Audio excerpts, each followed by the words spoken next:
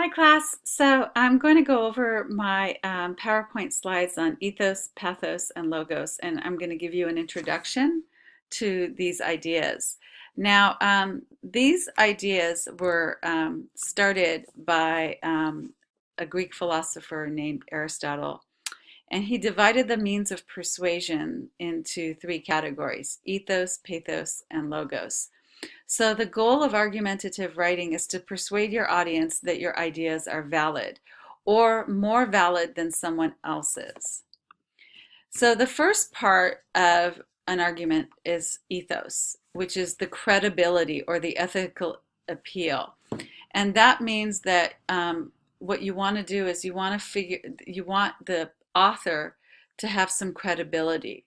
We tend to believe people whom we respect. One of the central problems of argumentation is to project an impression to the reader that you are someone worth listening to. In other words, making yourself as an author into an authority on the subject of the paper, as well as someone who is likable. And ethos, the Greek, which is Greek for character, refers to the trustworthiness or credibility of the writer or speaker.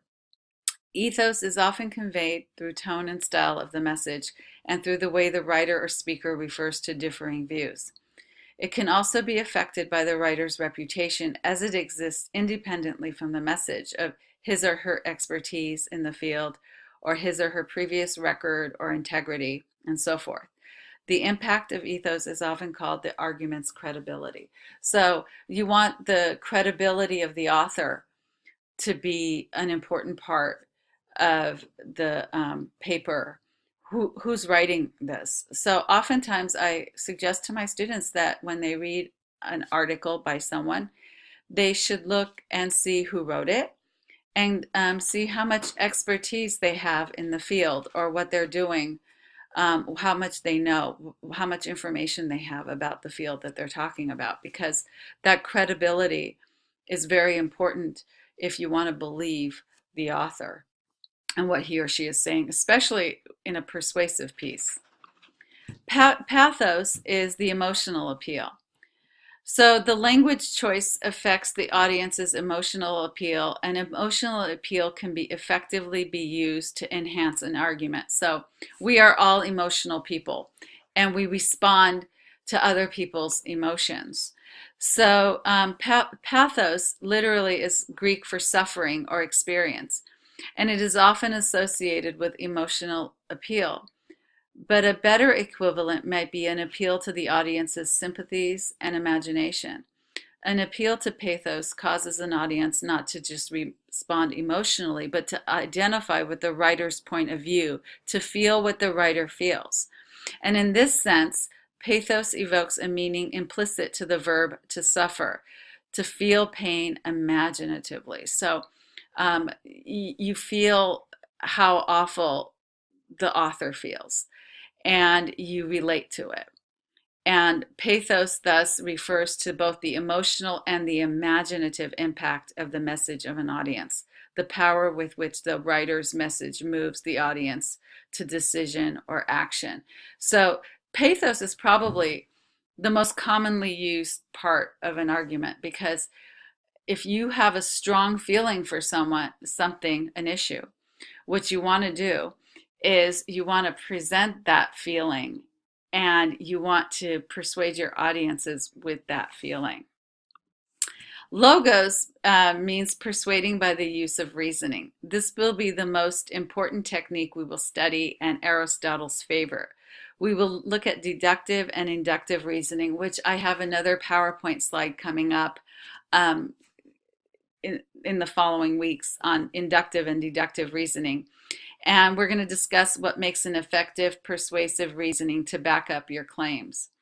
Giving reasons is the heart of argumentation. So reasons are facts and cannot be emphasized enough. We'll study the types of support you can use to substantiate your thesis and look at some of the common logical fallacies. Logos, which is Greek for word, refers to the internal consistency of the message, the clarity of the claim, the logic of its reasons, and the effectiveness of its supporting evidence. The impact of logos on an audience is sometimes called the argument's logical appeal. I wanted to look at a few of ads. These are old ads, and they're on your PowerPoint slides. And these are ads that are created to sell products. Some of them were also on television. These are not recent ads, these are old ads. But I want you to think about some of the emotional appeal that these ads have for people. So this first one is on dishwashing liquid, by the way. And it has two women sitting at a nail salon. And Madge, who's supposed to be the manicurist, is soaking this lady's fingers in dishwashing liquid. And she says, Madge, you use a dishwashing liquid to soften hands, doesn't everybody? So just by using the word doesn't everybody, it implies a lot here. And also to sell this product by means of not washing any dishes, but by a manicurist who's supposed to be a specialty person in hands and fingers, using dishwashing liquid to soften this lady's hands implies a lot here. So it's a very clever ad. And I just want you to think about some of the emotions that are used to sell this product. This is for what is it? The Kenwood Chef, they call it. It's a mixer. And the ad says, the chef does everything but cook. That's what wives for. So it's a very sexist ad, and there's the woman with the chef's hat behind the husband and the mixer in front of both of them to sell this this product. And at the bottom it says, I'm giving my wife a Kenwood Chef. So I want you to think about what emotions would come up with this. It's an old ad. It's very sexist at this point. I don't think we could make ads like this anymore. Here's another ad. Face Uncle Sam with a Coke in your hand.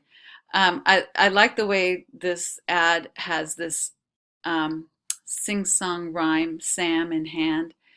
And it probably came out during tax season, and there's a lot of fear of doing taxes.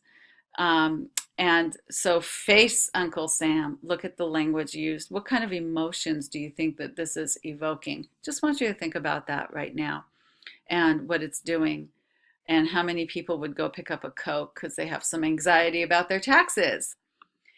And this is an ad for Scope. Once in a morning does it.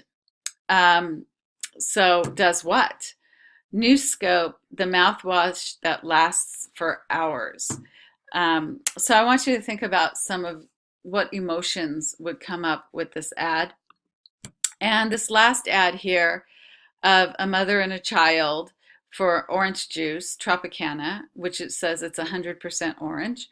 Squeeze, it's a natural. I want you to think about what that implies.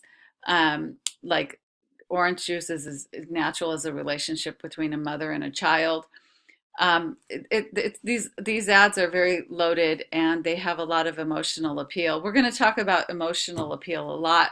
We're also going to talk about the other parts, but I just wanted to show these ads to give you an idea of emotional appeal.